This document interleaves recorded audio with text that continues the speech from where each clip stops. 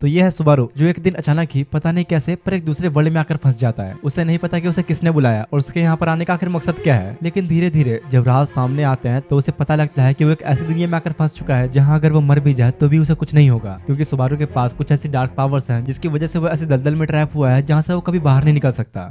तो इन सब की शुरुआत होती है सुबारू नाम के एक लड़के से, जो कि आज सुपर मार्केट में कुछ खाने पीने का सामान लेने के लिए आया होता है। वो जब सामान लेकर बाहर आया तो देखता है कि अभी इतनी रात भी नहीं हुई, लेकिन फिर भी आसपास कोई भी नहीं है। सुबारू को ये बात थोड़ी अजीब तो लगती है, लेकिन वो ज्यादा ध्यान नहीं देता। लेकिन उसी वक्त अगले ही सेकंड में उसके आसपास का माहौल पूरी तरह से चेंज हो जाता है। वो देखता है कि बड़ी बड़ी बिल्डिंग्स और काफी सारे एनिमल्स की शक्ल के लोग उसके आसपास घूम रहे थे। ये चल क्या रहा है, कहाँ आ चुका हूँ मैं, कहीं कोई सपना तो नहीं। यह दूसरी तरफ एक लड़की को दिखाया जाता है जो कि छतों पर कूदते हुए भाग रही थी, जहाँ उसके हाथ में एक छोटी सी मेटल जैसी चीज भी होती है। और हाँ, इस लड़की को याद रखना, आगे काफी सारे ट्विस्ट आने वाले हैं। शुरू में तो सुबारू भी काफी हैरान होता है कि आखिर ये हो क्या रहा है, लेकिन फिर थोड़ी देर में उसे बात समझ में आ जाती है कि वो टेलीपोर्ट होकर किसी दूसरे वर्ल्ड में आ चुका है। और क्योंकि सुबारू ने काफी सारे मांगास पढ़ रखे हैं तो उसे लगता है कि शायद इस वर्ल्ड में उसे किसने बुलाया है और जरूर इस वर्ल्ड में आने के बाद उसे बहुत सी पावर्स मिली होंगी। तभी वो सामने रोड पर देखता है जहाँ पर एक लड़की का एक्सीडेंट होने वाला था। सुबारू सोचता है यस, यही मेरा चांस अपनी पावर्स टेस्ट करने का। वो चिल्लाते हुए अजीब सा पोज देकर पावर्स यूज करने की कोशिश तो करता है पर कुछ होता नहीं। जिसके बाद ऐसे ही घूमते फिरते वो फलों की दुकान पर पहुंचता है, जहाँ सेब खरीदने के लिए सुबारू अपने वर्ल्ड की करेंसी दे रहा था। अरे ये क्या है बच्चे, यहाँ नहीं चलता,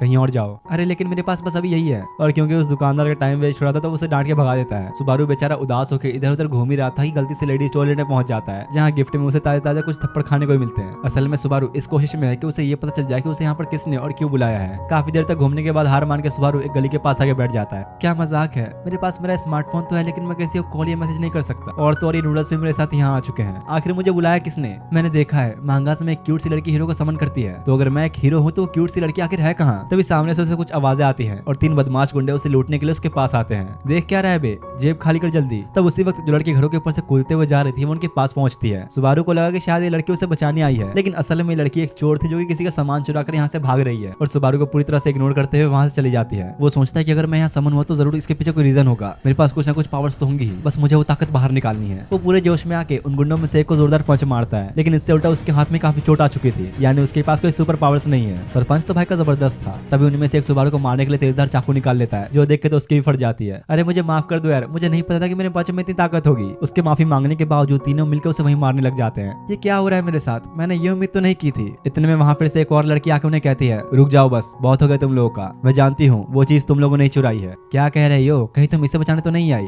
अरे कौन है ये, इसे तो मैं जानती भी नहीं। मैं तो अपना सामान ढूंढ रही हूँ जिसे शायद एक लड़की ने चुराया है। ओ तो तुम उस लड़की को ढूंढ रही हो, वो अभी यहाँ से गई है। लेकिन तभी वहीं पर रुक गई और उन्हें कहती है, हाँ वो सब तो ठीक है, लेकिन मैं किसी पर भी ऐसे जुल्म होते हुए नहीं देख सकती। वो अपने मैजिक से कुछ आइस क्रिस्टल्स तैयार करते हुए उन पर अटैक कर देती है। तुम्हें क्या लगता है तुम हमसे अकेली जीत पाओगी। हाँ तुम्हारी बात तो सही है, लेकिन किसने कहा मैं अकेली हूँ। और तभी अचानक एक छोटी सी बोलने वाली कैट वहाँ पर आ जाती है। तीनों ही ये देखते ही समझ जाते हैं कि जरूर ये लड़की एक स्पिरिट यूजर है और जान बचाने के लिए जल्दी से निकल जाते हैं। उन तीनों को जाने के बाद सुबारू से बात करने की कोशिश तो करने लगा, लेकिन इतनी मार खाने की वजह से वहीं पर बेहोश हो जाता है। बिल्ली और वो लड़की आपस में बात करने लगे कि अब हमें क्या करना चाहिए, उस चोर के पीछे जाए या फिर इस लड़के की मदद करें। इसके आप कुछ देर बाद जब सुबारू होश में आया तो वो देखता है कि वो तो उसी स्पिरिट कैट की गोद में सो रहा है। ये क्या, तुम इतनी बड़ी कैसे हो गई और बोल भी सकती हो। असल में ये कोई कैट नहीं, एक स्पिरिट है जो कि हमेशा इस लड़की के साथ रहती है। वो सुबारू को उस चोर के बारे में बताते हुए कहती है कि उसने मेरा इंसिग्निया चुराया है, जो कि एक पेंडेंट जैसी दिखने वाली चीज है। तो सुबारू से कहते हैं कि माफ करना, मैं इस बारे में नहीं जानता। और क्योंकि सुबारू उसके पेंडेंट के बारे में कुछ जानता नहीं था तो वो लड़की वहां से जाने लग जाती है। लेकिन तब कुछ सोचने के बाद सुबारू उसे रोकते हुए कहता है, तुमने मेरी मदद की तो बदले मैं भी उस पेंडेंट को ढूंढने में तुम्हारी मदद करना चाहता हूँ। पर वो लड़की सुबारू की मदद लेने के लिए एक बार में नहीं मानती। तो बिल्ली उसे कहती है कि अरे छोड़ो भी, इससे हमें क्या खतरा हो सकता है, इसे तो कोई बच्चा भी हरा के चला जाएगा। जिसके बाद तीनों मिलकर उस चोर का पता लगाने के लिए पूरे शहर में हर जगह घूमने लगते हैं। और काफी देर तक इस तरह छानबीन करने के बाद जब वो चोर उन्हें नहीं मिलती तो थक हार के एक ऊंची सी बिल्डिंग पे आगे बैठ जाते हैं। थोड़ी बहुत मस्ती मजाक और बातें करते हुए सुबारू को पता चलता है कि इस लड़की का नाम है स्टेला और उसके स्प्रिट कैट का नाम है पंख। थोड़ी देर बाद तीनों वापस चोर को ढूंढने के लिए आते हैं, जहां उन्हें रास्ते में एक छोटी सी बच्ची दिखती है जो कि खो चुकी थी। वो काफी डर भी रही थी तो स्टेला उसे बात करने की कोशिश करती है, लेकिन कोई फायदा नहीं होता। लेकिन सुबारू उसे अपनी कुछ ट्रिक्स दिखाकर खुश कर देता है। दोनों उस बच्ची की मदद करने के लिए उसके पेरेंट्स को ढूंढने लगते हैं, क्योंकि स्टेला का मानना है कि अगर हम किसी दूसरे के साथ अच्छा करेंगे तो हमारे साथ भी अच्छा ही होगा। वो लोग उसके साथ घूम ही रहे होते हैं, तभी थोड़ी देर में उस बच्ची की मॉम उसे ढूंढते हुए उसके पास आ जाती है। तो अब उसे उसके पेरेंट्स के पास देकर दोनों एक ब्रिज पर आते हैं, जहाँ सुबारू कहता है कि देखो अब हमें उस चोर को एक प्लान बना के ढूंढना होगा। चलो सबसे पहले अब वहाँ चलते हैं जहाँ ये चोरी हुई थी, यानी उसी फल वाले की दुकान पर और तुम दोबारा आ गए मेरा टाइम वेस्ट करने। तो सुबारू कहता है चिंता मत करो, मैं तुम्हारे लिए इस बार एक कस्टमर लेके आया हूँ। असल में सुबारू सोच रहा था कि वो उस दुकानदार से फल खरीदने के बहाने उसे उस स्टोर के बारे में पूछेगा, लेकिन यहाँ तो स्टेला के पास ही पैसे नहीं होते। तुम दोबारा मेरा टाइम वेस्ट करना चाहते हो क्या? चले क्यों नहीं जाते? दुकानदार उन्हें डांट ही रहा होता है कि तब वो छोटी बच्ची अपनी मॉम के साथ वहाँ पर आती है, जो कि असल में उसी की वाइफ और बेटी है। और अब जब उसे पता लगता है कि सुबारू और स्टेला ने उसकी बेटी की मदद की, तो वो भी उनकी मदद करने के लिए मान जाता है। जिसके बाद अगले सीन में सुबारू और स्टेला उस दुकानदार के बताए हुए जगह पर पहुंचते हैं, क्योंकि जिस लड़की ने वो पेंडेंट चुराया था उसका नाम फेल्ट है, जो कि स्लम एरियाज में रहा करती है। वो तीनों वहां से ढूंढ ही रहे होते हैं कि तब पंक कहते हैं कि मुझे माफ करना, मेरा जाने का टाइम हो चुका है, क्योंकि स्पिरिट्स सिर्फ सुबह 9 बजे से लेकर शाम के 5 बजे तक ही एक्टिव रह सकते हैं। यानी कि स्पिरिट्स के लिए भी अपीयर होना एक 9 to 5 जॉब जैसा है। और अब क्योंकि पंक जा चुकी थी, तो सुबारू को स्टेला के साथ अकेले घूमने का मौका मिलता है। अरे वाह क्या बात है, मैं आज तक कभी किसी लड़की के साथ अकेले नहीं घूमा। तो स्टेला उसे कहते हैं कि ज्यादा उल्टे सीधा मत सोचो, अपनी उम्मीदें मत बढ़ा लेना ज्यादा। अरे पहली बार ऐसा मौका मिला, कम से कम मुझे खुश तो होने दो। जिसके बाद स्टेला अपने मैजिक से आसपास के स्पिरिट्स से फेल्ट की लोकेशन पता करने की कोशिश करती है। उन्हें इन स्लम्स में घूमते घूमते अब रात हो जाती है और दोनों ही एक काफी सुनसान जगह से गुजर रहे थे। रास्ते में जब वो लोग एक आदमी से फेल्ट का पता पूछते हैं, तो वो उसे एक बूढ़े आदमी घर के बारे में बताता है जहाँ पर फेल्ट उसके साथ रहा करती है। और जब दोनों वहाँ पहुंचते हैं तो देखते हैं कि तो बिल्कुल खंडर जैसा है और आसपास कोई दूर दूर तक नहीं है। तुम यही रुको, मैं अंदर जाकर देखता हूँ। इसके बाद सुबारू जब अंदर जाता है तो वहाँ पर कोई भी नहीं होता, लेकिन अंदर आसपास काफी सारा एंटीक सामान रखा हुआ था। तो वो सोचता है कि जरूर इसे भी उस लड़की ने ही चुराया होगा। चलते चलते जब उसका पैर एक गिली सी चीज पर पड़ जाता है तो सुबारू को लगा कि शायद पानी होगा, लेकिन असल में एक खून था और उसके सामने एक बूढ़े आदमी की लाश पड़ी थी। वो भी ये देख कर डर जाता है और जल्दी से वहाँ से भागने की कोशिश करता है, पर इससे पहले कि वो कुछ कदम भी आगे बढ़ा पाता उस पर एक अटैक होता है और अगले ही सेकंड उसके शरीर से बहुत सारा खून बहना शुरू हो चुका था। मेरा खून ये रुक क्यों नहीं रहा? आखिर हो क्या रहा है यहाँ पर? सुबारू की आवाज सुनकर स्टेला भी अंदर आ चुकी थी और इससे पहले कि सुबारू उसे बता पाता उस पर भी अटैक हो जाता है और स्टेला वही मारी जाती है। ये हो क्या रहा है? मैं अपनी नई जिंदगी ऐसे खत्म होने नहीं दे सकता। स्टेला चाहे कुछ भी हो जाए मैं तुम्हें बचा कर रहूंगा। पर इतना ज्यादा खून बहने की वजह से सुबारू को भी वहीं पर डेथ हो जाती है। तो अब तुम्हें क्या लगा, कहानी खत्म हो गई? चिंता मत करो, असली ट्विस्ट तो अब आने शुरू होंगे। कुछ देर बाद सुबारू की दोबारा आंखें खुलती हैं जहां उसके सामने वही दुकानदार खड़ा होता है। क्या हुआ बच्चे, तुम इसे खरीदोगे या नहीं? असल में यार हुआ ये है कि सुबारू उसी टाइम पर वापस आ चुका है जब वो पहली बार इस दुकानदार के पास सेब खरीदने आया था। वो खुद भी सब देखे पूरी तरह से हैरान होता है और सोचता है क्या वो सब मेरा सपना था? ऐसा कैसे हो सकता है? मुझे तो बहुत सारा खून बहा था, यहाँ कोई निशान क्यों नहीं है? अरे हाँ स्टेला, वो घर, वो बूढ़ा आदमी, मुझे जल्दी करनी होगी, उन्हें बचाने जाना होगा। सुबारू ये सब इसलिए सोच रहा था क्योंकि उसे बात पता नहीं कि वो पास्ट में आ चुका है। वो जाहिर होता है कि तब उसके सामने से कुछ लोग आते हैं, ये और कोई नहीं बल्कि वही 3 गुंडे थे। अरे ये क्या, तुम लोग फिर से पिछली बार का बदला लेने आए हो क्या? ये क्या कह रहे हो तुम? हमने तो तुम्हें देखा ही पहली बार। चलो अब तुम्हारे पास जो भी है शांति से हमें दे दो। सुबारू मुझसे लड़ना नहीं चाहता था तो उनकी बात मान लेता है और उसे फिर याद आता है कि अब उसके पास इन सब के लिए टाइम नहीं है, जल्दी यहाँ से निकलना होगा। तो वो बड़े ही जोश में आकर तीनों को पेलते हुए वहां से चला जाता है।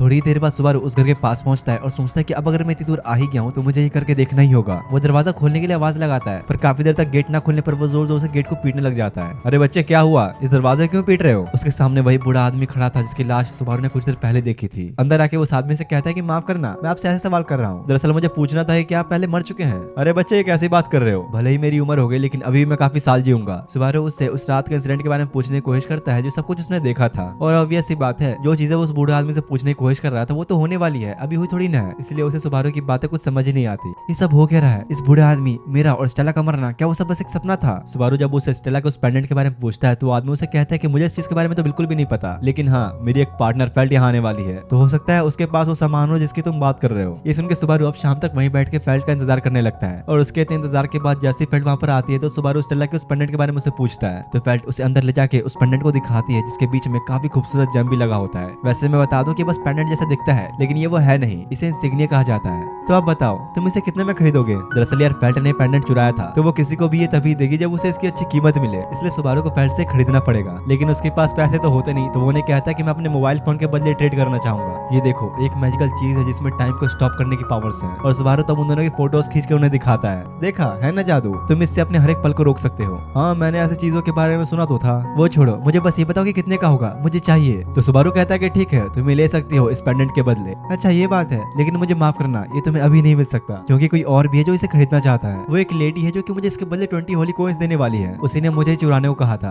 और तुम फिक्र मत करो, तुम्हारी ये चीज उन 20 होली कॉइंस के बराबर है। वो लोग आपस में इस बारे में बात ही कर रहे होते हैं कि तभी दरवाजे से कोई अंदर आता है और ये और कोई नहीं बल्कि वही लेडी है जिसने फेल्ट को पेंडेंट चुराने के लिए कहा था। ओह तो लगता है यहाँ पर कोई और भी है। तो फेल्ट उसे बताते कि हाँ ये तुम्हारे साथ कॉम्पिटिशन करेगा उस पेंडेंट के लिए। आपस में सौदा करने के लिए जब दोनों बैठते हैं तो वो लेडी से पूछते हैं कि तुम इस पेंडेंट के बदले क्या दोगे? तो सुबारू कहता है कि मेरा मोबाइल फोन, एक ऐसी चीज जिससे तुम अपने किसी भी पल को कैप्चर कर सकती हो। हाँ ये भी बढ़िया है, लेकिन ऐसा लगता है कि शायद अभी मेरे पास एडवांटेज है। उसके इतने सारे पैसे देखकर सुबारू भी डर जाता है कि अब मैं ले पाऊंगा भी या नहीं। इस लेडी के पास टोटल 20 होली कॉइंस होते हैं। सुबारू को लगने लगता है कि अब वो हार चुका है, अब उसे पेंडेंट नहीं मिलने वाला। अरे बच्चे तुम फिक्र मत करो, तुम्हारी ये चीज 20 होली कॉइंस से भी ज्यादा महंगी है। ये पेंडेंट अब तुम्हारा हुआ, तो मैं हार गई। काश मैं थोड़े और पैसे लाई होती। वैसे क्या तुम मुझे बता सकते हो कि तुम इस पेंडेंट का क्या करने वाले हो? तो सुबारू कहता है कि मैं इसके मालिक को वापस लौटाने वाला हूँ। मतलब तुम उनके साथ मिले हुए हो। तभी फेल्ट जल्दी से सुबारू को पकड़ के उस लेडी के अटैक से बचा लेती है। तुमने मेरी दुकान में करने की हिम्मत भी कैसे की? जिसके बाद वो बूढ़े आदमी और उस लेडी के बीच फाइट शुरू हो जाती है। ये हो क्या रहा है? कुछ करो फेल्ट, चिंता मत करो, वो उसे संभाल लेंगे। लेकिन तब लड़ाई के बीच वो लेडी उस आदमी का हाथ काट डालती है। ये देख के फेल्ट और सुबारू दोनों की हालत खराब हो जाती है कि भाई अब क्या होगा। दोबारा लड़ने के लिए जैसे ही वो बूढ़ा आदमी उसके पास आता है तो वो एक टूटे हुए कप के नोकीले हिस्से को उसके गले के अंदर डाल के काट डालती।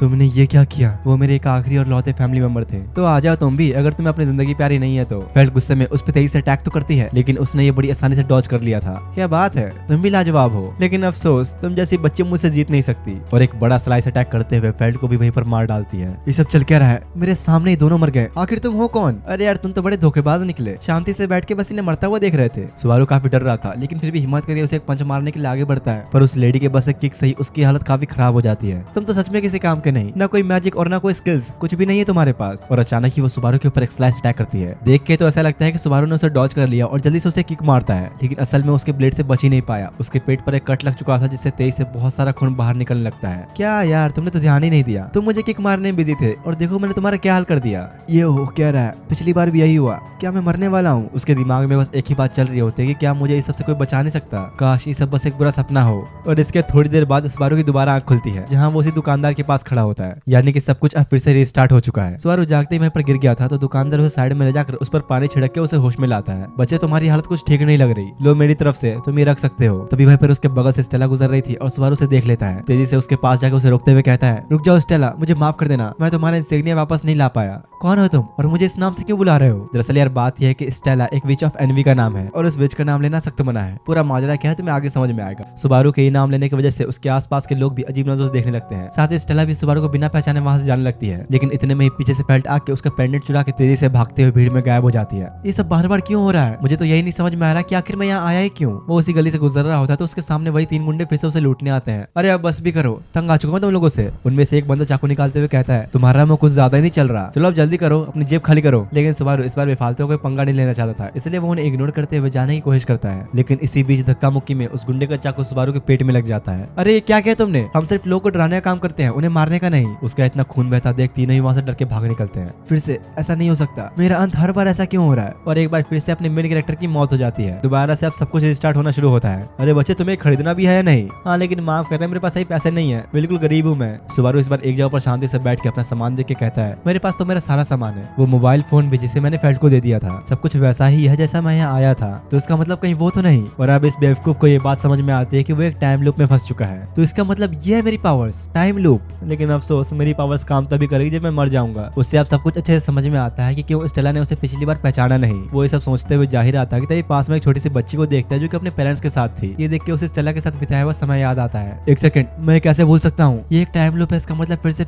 स्टेला का पेंडेंट चुराएगी और फिर वही होगा, वो दोनों ही मारे जाएंगे। वो जल्दी से उस दुकानदार के पास पहुंचकर उससे आसपास हुई चोरी के बारे में पूछता है। हाँ फिलहाल यहाँ एक चोरी हुई तो है, शायद किसी बच्ची ने चोरी की थी, मतलब मैं लेट हो गया, अब मुझे किसी भी तरह उस लेडी से पहले वो फेल्ट से खरीदना होगा। सुबारू दुकानदार का मदद के लिए शुक्रिया कहता है, क्योंकि उसे उम्मीद नहीं थी कि वो उसकी मदद करेगा। तुमने मेरी बेटी की मदद की तो मैं तुम्हारे लिए इतना तो कर ही सकता हूँ। उससे सुन के वो भी हैरान और कंफ्यूज होता है, क्योंकि उसकी बेटी की मदद तो उसने फर्स्ट टाइम में की थी जब वो इस वर्ल्ड में आया था। वो अब जाहिर होता है कि तब एक बार फिर से वही 3 गुंडे उसे लूटने आते हैं। क्या यार फिर से? तुम सबको मैं देख देख के परेशान हो चुका हूँ, लेकिन इस बार गलती नहीं। और वो जोर जोर से चिल्लाते हुए गार्ड्स को बुलाने लगता है। मतलब मैंने बिल्कुल सही सोचा था, यहाँ पुलिस का नहीं नाइट्स और गार्ड्स का सिस्टम है। सुबारू काफी देर तक चिल्लाते हुए गार्ड्स को बुलाने की कोशिश करता है, लेकिन कोई आता नहीं। हाय मेरी फूटी किस्मत, कोई भी नहीं आया। लेकिन तभी उसके पीछे एक नाइट आता है जो कि इस समय अपनी पूरी कॉस्ट्यूम में है। कहीं ये वो तो नहीं मास्टर स्वॉर्ड्समैन रेनहार्ड? अरे वाह, तुम लोग तो मुझे जानते ही हो, तो फिर तो तुम्हें ये भी पता होगा कि मैं क्या कर सकता हूँ। और सही में यार बस थोड़ी देर बाद ही तुम लोग देखोगे कि बंदा कितना पावरफुल है। उन तीनों के जाने के बाद रेनहार्ड कहता है, अपनी मदद के लिए गार्ड्स को आवाज लाकर तुमने काफी अच्छा काम किया। सुबारू से अपना इंट्रोडक्शन देते हुए काफी घबरा रहा था, तो रेनहार्ड कहता है, तुम मुझसे नॉर्मली बात कर सकते हो। उसके इतना जल्दी आने की वजह पूछने पर रेनहार्ड बताता है कि आज मेरी छुट्टी है और मैं पास ही में टहल रहा था, इसलिए इतना जल्दी आ गया। वैसे तुम्हें अगर और कोई मदद चाहिए तो बता सकते हो। तो सुबारू खुश होते हुए उससे मदद मांगने की सोचता है, लेकिन क्योंकि उसकी वजह से अब ऑलरेडी इतने लोग उस लेडी के हाथों मारे गए हैं, तो वो रेनहार्ड को इन सब में घसीटना नहीं चाहता।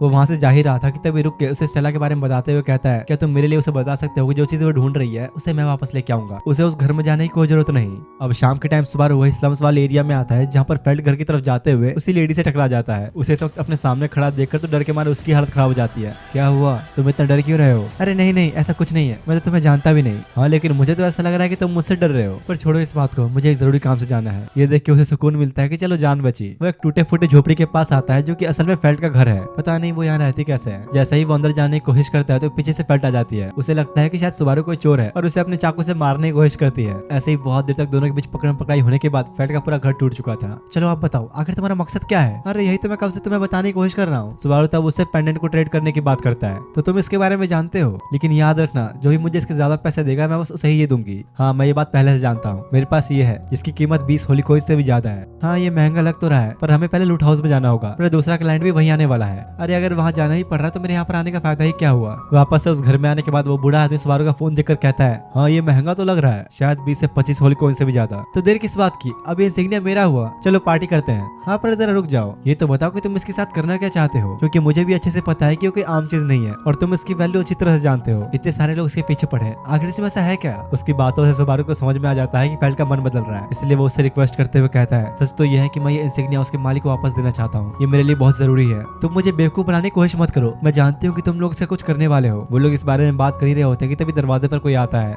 सब खत्म हो गया, वो आ गई। सुबारू डरते हुए फेल्ट को दरवाजा खोलने से मना करने लगता है, लेकिन वो फिर भी खोल ही देती है और बाहर कोई और नहीं बल्कि स्टेला आई हुई थी। सुबारू को समझ नहीं आता कि भाई चल क्या रहा है। असल में बात यह है कि स्टेला फेल्ट का पता लगाकर यहाँ पहुंची है ताकि वो अपना इंसिग्निया यानी कि वो पेंडेंट वापस ले सके, लेकिन उसकी काफी मांगने के बाद भी फेल्ट वो नहीं देती। अब भी मौका है तुम्हारे पास, वापस दे दो मुझे, नहीं तो अच्छा नहीं होगा। सुबारू भी फेल्ट से कहता है कि अरे अब तुम इसे दे भी दो, हमारी यही तो डील हुई थी। क्या मतलब, तुम मेरे लिए वो पेंडेंट ले रहे थे? मुझे तो लगा कि शायद तुम भी इन लोगों के साथ मिले हुए हो। ये लोग बात ही कर रहे होते हैं तब स्टेला के पीछे से उस पर एक अटैक होने वाला था, लेकिन जल्दी से पंख उसी वक्त शीट बना के उसे बचा लेती है। अरे वाह, तुम भी यहाँ पर हो, तुम्हें मारने में तो और ज्यादा मजा आएगा। आखिर तुम्हें कर क्या रही हो? तुम्हें तो पेंडेंट चाहिए था ना? हाँ लेकिन अब जब इसका मालिक खुद आ चुका है तो मुझे नहीं लगता कि इंसिग्निया इतनी आसानी से मेरे हाथ भी लगने वाला है। क्या फेल्ट, तुम्हें मैंने एक छोटा सा काम दिया पर तुमसे तो वो भी ढंग से नहीं हुआ। और इस लेडी का नाम है एल्सा। आपस में बहस के बाद पंख उसे कहती है, मरने के बाद मेरा नाम मत भूलना। उसके अटैक को देख के सबको ऐसा लगता है कि वो मर गई, पर एल्सा एक छोटा सा ब्लास्ट से ही आइस को डिस्ट्रॉय कर देती है। लगता है तुम सभी को मारने में काफी मजा आने वाला है। और पंख, स्टेला और एल्सा तीनों के बीच ही भयंकर लड़ाई शुरू हो चुकी थी। क्या पावर्स है यार, इनके सामने तुम्हें कुछ भी नहीं। लेकिन तब शाम के 5 बजने की वजह से पंख के जाने का टाइम हो जाता है, इसलिए स्टेला को अकेले ही एल्सा से फाइट करनी पड़ती है। मैं ऐसे बैठा नहीं रह सकता, मुझे भी कुछ करना होगा। स्टेला अकेले उसे संभाल नहीं पा रही होती है तो बूढ़ा आदमी लड़ाई में आता है। तुमने आकर गलती की, अब मरो। और थोड़ी देर में ही एल्सा उसे जख्मी कर देती है। अकेली खड़ी फेल्ट को देखकर जैसे ही उस पर अटैक करने आती है सुबारू उसे बचा लेता है। मेरी बात सुनो, तुम्हें यहाँ से भागना होगा और कोई रास्ता नहीं हमारे पास। एल्सा के दोबारा अटैक करने पर सुबारू उसके ब्लेड को एक मोटे से लकड़े में फंसा लेता है। तुम्हें क्या लगा मैं उस बच्ची को भागने दूंगी? वो फिर से फेल्ट पर हमला करने की कोशिश तो करती है, लेकिन किसी तरह सुबारू उसे बचा ही लेता है और फेल्ट उसकी बात मानते हुए भाग जाती है। इन लोग को आपस में लड़ते हुए रात का टाइम भी हो जाता है और सुबारू इस बात से खुश होता है कि उसने रात होने तक खुद को बचाए रखा है। वो स्टेला से कहता है कि क्या तुम्हारे पास कुछ ऐसा नहीं जिससे हम इसे हरा सके? हाँ है तो, लेकिन दिक्कत यह है कि अगर मैंने उसे इस्तेमाल किया तो सिर्फ मैं जिंदा बचूंगी, इसके साथ तुम भी मारे जाओगे। ऐसी बात है क्या? ठीक है तो मुझे ये करना होगा। और वो एल्सा का ध्यान अपनी तरफ करके उसे लड़ाई में बिजी रखता है। पर फिर भी यार सुबारू कितनी भी कोशिश कर ले वो उसके सामने ज्यादा देर टिक नहीं पाता।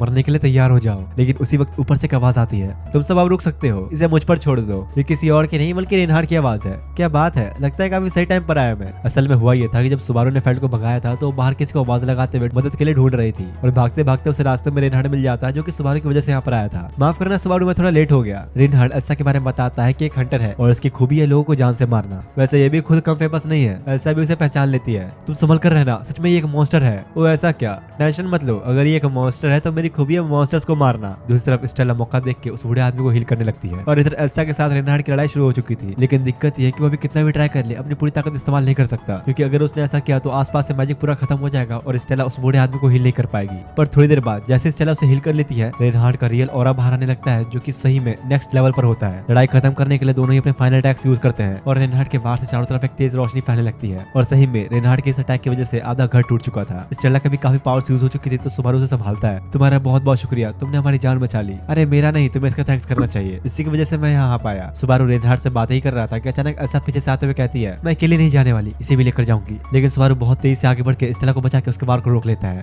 तुम तो मेरे रास्ते कांटे ही बन चुके हो, देख लूंगी तुम्हें। और हार मानते हुए भाग के चली जाती है। तुम ठीक तो हो ना? तुमने ऐसा क्यों किया? मैंने ऐसा क्यों किया? क्योंकि मेरा यही तो मिशन था, तुम्हें और खुद को बचाना। और अब क्योंकि मैंने तुम्हें बचाया तो मेरी तुमसे एक मांग है, मैं चाहता हूँ कि तुम मुझे अपना नाम बताओ। तो स्टेला काफी हंसते हुए उसे अपना रियल नेम बताती है जो कि है एमिलिया। मुझे यकीन नहीं होता कि तुमने उसका अटैक डॉज कर लिया, पर जब वो उस लकड़े को उठाता है जिसे सुबारू ने एल्सा का अटैक रोका था तो आधा बीच से कटा होता है और अचानक ही सुबारू के पेट पे एक बड़ा सा कट आ गया जिससे तेजी से खून निकलने लगता है। सुबारू तुम ठीक तो हो ना, क्या हुआ तुम्हें? मतलब क्या सुबारू को बस ऐसा लग रहा था कि उसने अटैक डॉज कर लिया, लेकिन असलियत तो ये है कि एल्सा एक हंटर है, उसका वार कभी बेकार नहीं जाता। अब थोड़ी देर बाद का सीन दिखाया गया जहाँ पर रेनहार्ड ने सुबारू को हील कर दिया था और एमिलिया से पूछता है क्या तुम इसे जानती हो, तो वो कहती है कि मैं जानती तो नहीं लेकिन इसने मेरी जान बचाई है, तो फिलहाल मैं इसे अपने साथ घर ले जाऊंगी क्योंकि मुझे पता करना है कि आखिर मुझे जानता कैसे है। दूसरी तरफ फेल्ट उदास होकर उस बूढ़े आदमी के बगल में बैठी होती है। एमिलिया के आने पर वो माफी मांगते हुए पेंडेंट को वापस कर देती है, लेकिन जैसे ही रेनहार्ड को पता चलता है कि फेल्ट ने सिग्नेचर चुराया था तो उसे पकड़ लेता है, क्योंकि यार ये कोई छोटी मोटी चोरी नहीं है, इस वर्ल्ड में सिग्नेचर चुराना एक बहुत बड़ा क्राइम है, इसलिए रेनहार्ड फेल्ट को अपने साथ ही ले जाएगा। लेकिन फिर भी फेल्ट है तो एक बच्चे ही, तो एमिलिया उसे कहती है कि प्लीज इसे कुछ नुकसान मत पहुंचाना।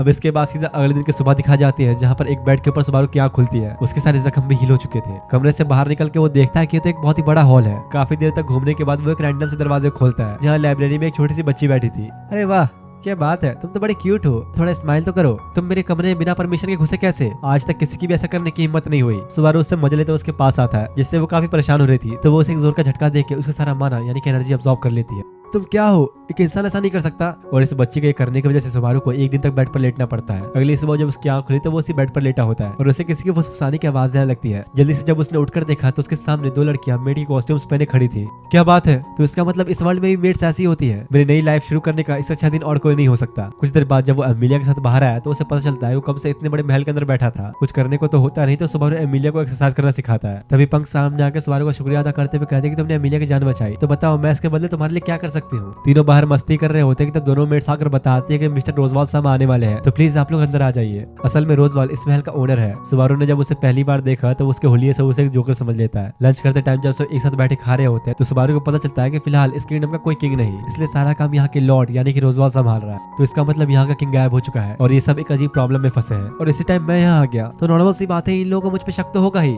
साथ ही सुबारू को यहाँ पर ये भी मालूम पड़ता है कि असल में एमिलिया उन कैंडिडेट्स में से एक है जिन्हें किंग बनने के लिए चुना गया है। यही वजह है कि एमिलिया अभी रोजवाल से ऊंची पोस्ट पर है। और यार सबसे मेन बात तो ये कि एमिलिया का यहाँ पर जो पेंडेंट चोरी हुआ था उसे सिर्फ रॉयल सिलेक्शन के कैंडिडेट्स को ही दिया जाता है, और अगर किसी से वो पेंडेंट खो जाए तो वो रॉयल सिलेक्शन में पार्टिसिपेट नहीं कर सकता। तो अब सुबारू को समझ में आता है कि उसने कितना बड़ा काम किया। रोजवाल कहता है तुम्हारी जो भी विश है हम पूरी करेंगे, तो बस बताओ तुम्हें क्या चाहिए। ऐसा है तो ठीक है, मैं चाहता हूँ कि तुम लोग मुझे इस जगह पर काम करने की इजाजत दो। साफ सीधे शब्दों में कहा जाए तो सुबारू इस महल का सर्वेंट बन के यहाँ रहना चाहता है। जिसके बाद अगले सीन में दिखाया जाता है कि सुबारू एक ढीले ढाले कपड़े पहन के खड़ा हुआ है जो कि यहाँ के मेल सर्वेंट्स के कपड़े हैं, और ये दोनों ही मेड्स सुबारू को काम करना सिखाने वाली है। इस पिंक बालों वाली का नाम राम और ब्लू वाली का नाम रैम है। राम और रैम दोनों ही जुड़वा बहने हैं। सुबारू के कपड़ों को फिटिंग करने के बाद राम उसे पूरा महल घुमाते हुए हर एक जगह दिखा रही थी, लेकिन घूमते घूमते वो उसी छोटी सी लड़की बैटर्स के पास पहुंच जाता है जो कि पंख के साथ काफी मस्ती कर रही थी। पिछली बार की तरह सुबारू को देखते वो उसे बाहर फेंक देती है। गुस्से में जाकर जब वो दोबारा उस कमरे का गेट खोलता है तो वो एक टॉयलेट निकलता है, क्योंकि असल में छोटी सी दिखने वाली बेटरस एक काफी टैलेंटेड मजिशियन है। वो चाहे तो महल के किसी भी कमरे को छुपने के लिए अपना कमरा बना सकती है। राम भी कहते हैं कि तुम चाहे जितनी भी कोशिश कर लो तुम उसे कभी ढूंढ नहीं सकते, और तुरंत ही वो दूसरे कमरे का गेट खोलता है जहाँ बेटरस थी। ये इतिहास में पहली बार हुआ कि किसी ने उसके कमरे को इतनी आसानी से ढूंढ लिया। क्या बात है सुबारू, तुमने तो पहले दिन ही वो काम कर दिखाया जो कोई नहीं कर सकता। लेकिन फिलहाल अभी चलो, हमें काफी काम करना है। और अब यहीं से सुबारू इस महल के सर्वेंट के तौर पर काम करना शुरू करता है। लेकिन उसके लिए दिक्कत ये हो रही थी कि जब भी वो कुछ काम करता खुद को ही चोट पहुंचा देता, एक भी काम उसे ढंग से नहीं हो पाता। ऐसे करते करते काफी समय बीतता है और कुछ दिन बाद सुबारू को इस महल में आए हुए 4 दिन हो चुके थे। और उसी रात पता चलता है कि रोजवाल ने रैम को सुबारू के ऊपर नजर रखने के लिए कहा हुआ था, क्योंकि उसे अभी भी ये शक है कि वो एक जासूस हो सकता है। दूसरी तरफ नीचे महल के बाहर सुबारू एमिलिया को स्पीड से बात करते हुए देख रहा था। उसके पूछने पर वो बताता है कि सुबह से इतना काम कर करके मेरी हालत बहुत ही खराब हो गई है, थक गया मैं पूरा। और तब दोनों आराम करते हुए वहीं बैठ के बातें करने लगते हैं।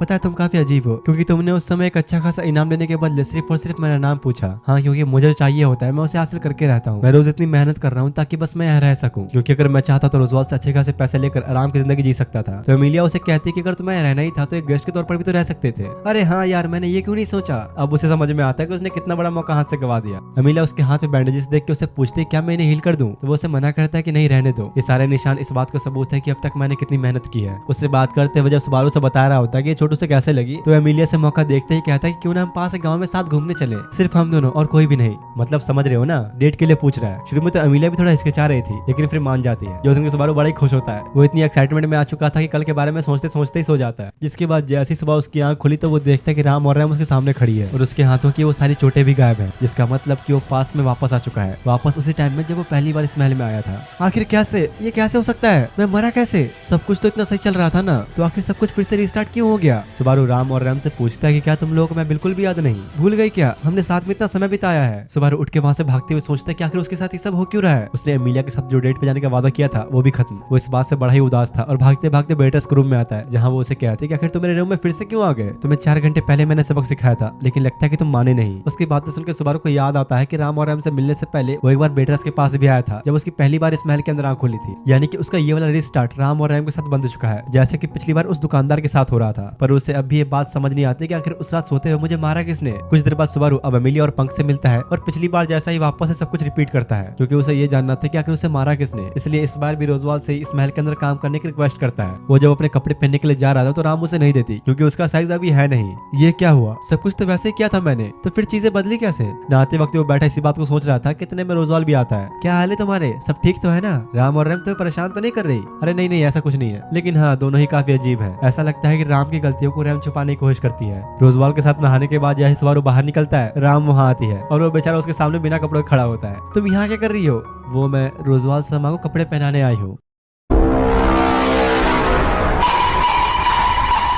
अरे यार वो एक लड़का है, उसे ये सब खुद से करना चाहिए। रोजवाल शर्मा को जो सही लगेगा मैं वो सब करूंगी। वैसे हाँ, मुझे आज तुमसे कुछ जरूरी बात करनी है, इंतजार करना मेरा। दरअसल यार राम सुबारू को पढ़ना लिखना सिखाने वाली है, क्योंकि उसे कुछ भी ढंग से आता ही नहीं। ये देखो, ये एक फेरी टेल बुक है बच्चों वाली, और अभी हमें यहीं से शुरुआत करनी है। अरे यार अब मुझे ये पढ़ना पड़ेगा। इसके बाद अगली सुबह होती है और फिर से अब वापस वही चीजें शुरू होने लगती है जो इसके साथ पिछली बार हुई थी। सुबारू काम करते हुए खुद को चोट पहुंचाता रहता है। शाम के टाइम वो रैम के साथ विलेज में सामान खरीदने आया था, जहाँ छोटे छोटे बच्चों के साथ खेलते खेलते वो उनका फेवरेट बन चुका था। पर जब उसने एक छोटे से पपी को प्यार करने की कोशिश की तो वो उसे काट ही लेता है। तुम ठीक तो हो ना। अरे हाँ हाँ कोई बात नहीं, ये तो होता रहता है, चलो चलते हैं। रैम उसे पूछती है कि क्या मेरी बहन तुम्हारी पढ़ाई में मदद कर रही है नहीं। हाँ वो तो हर वक्त मेरा साथ देती है, और तो और मैं भी उससे काफी कुछ सीखने लगा हूँ। बातों बातों में वो ऐसे ही सुबारू से पूछती है कि क्या तुम डीमंस को पसंद करते हो। तो वो कहता है कि हाँ क्यों नहीं, मुझे तो डीमंस जानवरों से भी ज्यादा अच्छे लगते हैं। जो सुनकर रैम पहली बार स्माइल करती है। और हाँ रैम की इस स्माइल को याद रखना, क्योंकि थोड़ी देर बाद ही तुम्हें रैम का असली रूप दिखने वाला है। रात में जब सुबारू पढ़ाई करने के लिए बैठता है तो इस बार एमिलिया उसे पढ़ाने आती है। भाई थोड़ा शर्मा तो रहा था पर खुद को कंट्रोल करता है, और थोड़ी देर बाद मौका देखते हुए उससे पूछता है, एमिलिया क्या तुम डेट पे चलोगी मेरे साथ। लेकिन एमिलिया ने तो डेट शब्द ही पहली बार सुना होता है। तो सुबारू बताता है कि जब एक लड़का और लड़के साथ घूमने जाते हैं तो उसे डेट कहते हैं। ओह मैं समझ गई, मतलब तुम आज रैम के साथ डेट पे गए थे।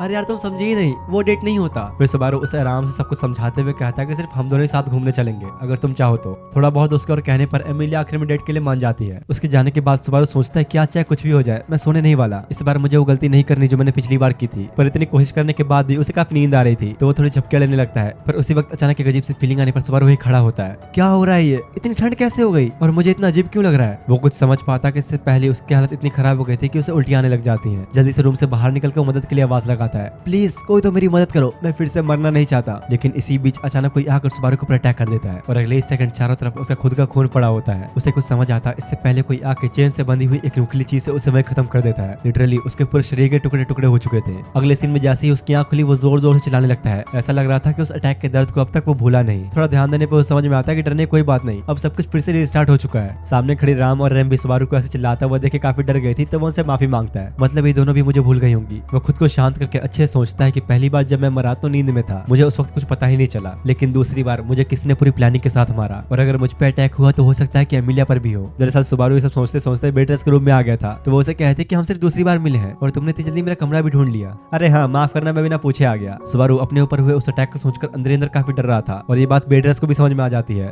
क्या मतलब, तुम्हें कैसे पता? तुम जब से आए हो बस बिना मतलब डरे ही जा रहे हो, तुम्हारा ऑरा देख सकती हूँ मैं। अच्छा ऐसा क्या, शायद मुझे अब चलना चाहिए, पर लगता नहीं कि बेटर्स उसे इतना आसानी से जाने देने वाली है। हर बार की तरह इस बार भी उसे नीचे फेंक देती है। तुम ठीक तो हो ना सुबारू, कहीं चोट तो नहीं लगी? उसके पूरे शरीर पे कीचड़ लग चुका था, तो पंख बहुत तेज पानी के फव्वारे के साथ उसे साफ कर देती है। हालत देखो जरा इस बेचारे की, मर के वापस आया लेकिन फिर भी इसके साथ ये सब हो रहा है। हर बार की तरह इस बार भी थोड़ी देर तक तीनों मस्ती और बातें करते हुए अपना समय बिताते हैं। तब राम और रैम उन्हें आके बताते हैं कि रोजवाल समा आने वाले हैं, तो प्लीज आप लोग अंदर आ जाइए।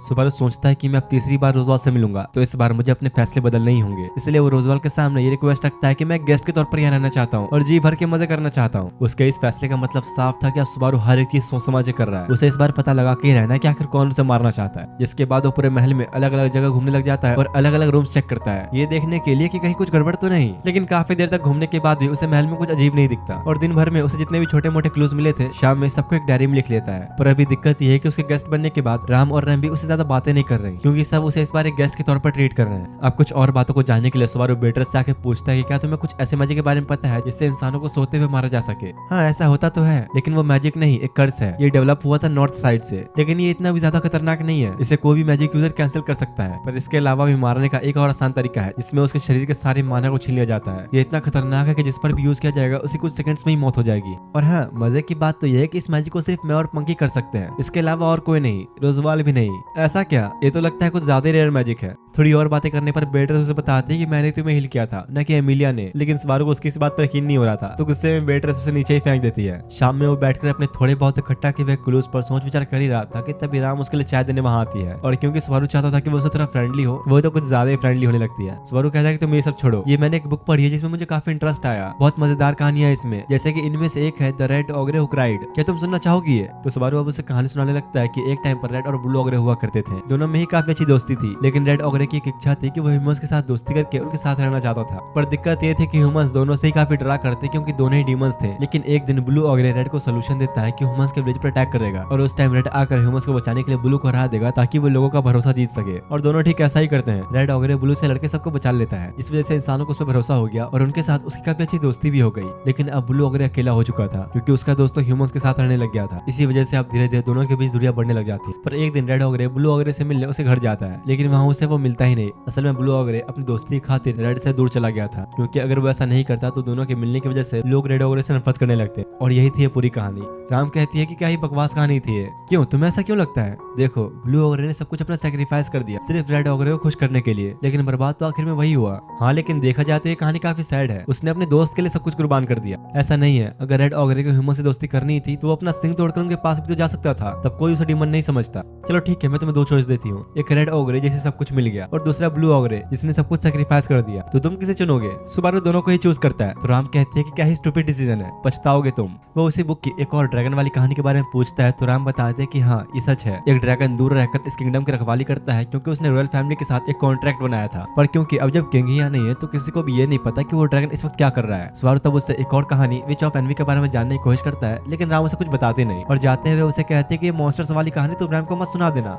क्या यार, मुझे कोई तो बताओ, आखिर ये विच ऑफ एनवी है क्या? इसके बाद सीधा अगले दिन का सीन दिखाया गया, जहाँ पर सुबह सुबह सुबारू इस महल से जा रहा था। एमिलिया उसे कहती है कि अगर तुम जा क्यों रहे हो, अभी तो ढंग से ठीक भी नहीं हुए। अरे तुम मेरी चिंता मत करो, मैं ठीक हूँ। वैसे भी और कितने दिनों तक यहाँ रहूंगा। तो ठीक है, अब तुमने अपना फैसला कर ही लिया, तो हम क्या कर सकते हैं। और क्योंकि सुबारू यहाँ एक गेस्ट के तौर पर रुका था, तो रोजवाल ने उसके बैग में गिफ्ट के तौर पर कुछ पैसे भी रख दिए हैं। जिसके बाद राम और रैम को बाय कहकर सुबारू एमिलिया के साथ गेट तक आता है। तुम्हें अगर कोई भी दिक्कत महसूस हो तो यहाँ पर आ सकते हो, यहाँ हमेशा तुम्हारा स्वागत होगा। और आखिर में एमिलिया को बाय कहते हुए वो अपने प्लान के अकॉर्डिंग आगे बढ़ता है। चुपके से जंगल की तरफ जाके सुबारू एक ऐसी जगह पर बैठ जाता है जहाँ से कैसल उसे साफ साफ दिखे। दरअसल उसका प्लान ये है कि जिस किसी ने भी उसे मारने की कोशिश की थी, वो बाकियों को मारने की भी कोशिश जरूर करेगा। इसलिए सुबारू अब यहीं बैठकर रात तक इंतजार करेगा, ताकि वो खुद को और बाकियों को बचा सके। काफी देर तक ऐसे ही इंतजार करते रहने के बाद शाम हो जाती है। वो बैठा आराम ही कर रहा था कि अचानक उसकी तरफ एक चेन से बंधी हुई नुकीली बॉल आती है। मुझे लगा ही था वो मेरे ही पीछे है। वो नीचे उतर के बचने के लिए तेजी से भागने लगता है, लेकिन ज्यादा दूर जा नहीं पाता। आगे रास्ता बंद था, तो सुबारू खुद को बचाने के लिए उसे लड़ने के लिए सामने तैयार खड़ा हो गया। एक बार फिर से वो चेन बहुत तेजी से सुबारू को आकर लगती है, लेकिन इस बार उसने अपनी शर्ट का इस्तेमाल करके उसके अटैक को ब्लॉक कर दिया था, और चेन को पकड़ते हुए कहता है, अब बाहर आओ, अब तुम कहीं जा नहीं सकते। तभी अंधेरे में से रैम बाहर निकलते हुए कहती है, हाँ शायद तुमने सही कहा, अब और कोई रास्ता नहीं बचा मेरे पास। सुबारू को अपनी आंखों पर यकीन नहीं होता कि वो रैम है जो उसे मारना चाहती है। ये नहीं हो सकता, कह दो ये एक मजाक है, तुम मेरे साथ ऐसा नहीं कर सकती। इसी के साथ इस एनिमे का पार्ट 1 यहीं पर एंड होता है। अभी तो बहुत कुछ होने वाला है इसके अंदर। अगर अच्छा रिस्पॉन्स आया तो अगला पार्ट बहुत ही जल्द आ जाएगा। मिलते हैं आप तुम लोगों से नेक्स्ट वीडियो में, तब तक ले थैंक्स फॉर वॉचिंग। और हाँ, सब्सक्राइब करना मत भूलना।